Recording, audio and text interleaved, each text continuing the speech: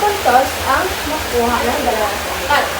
Bibigyan natin sila ng 3 palakpak at 2 padyak. 1, 2, 3, 1, 2. Sa 3 pangkat naman ay 1, 2, 3, 4, 5, 6, 7, 8, 9, 10, 11, 12. Pareho sila ng pangkat 1. Bibigyan din natin sila ng 2 padyak. At ang nanalo sa pangkat ay pangkat 1 at pangkat 2.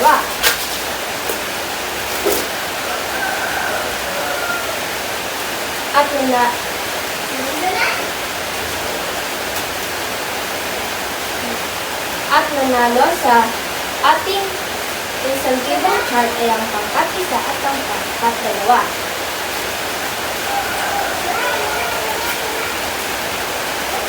Ngayong mga bata, bago kayo magsuuwi, ay tumayo ang lahat para sa ating panglakas na panalangin.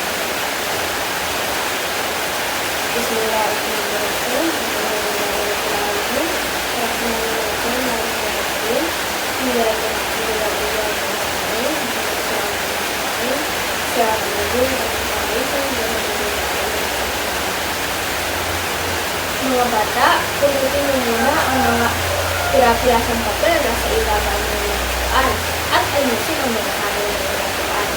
Tapos na po ba mga bata? Paalam na po mga bata. Huwag kalimutan ang iyong takdang aralin ha. Maraming salamat.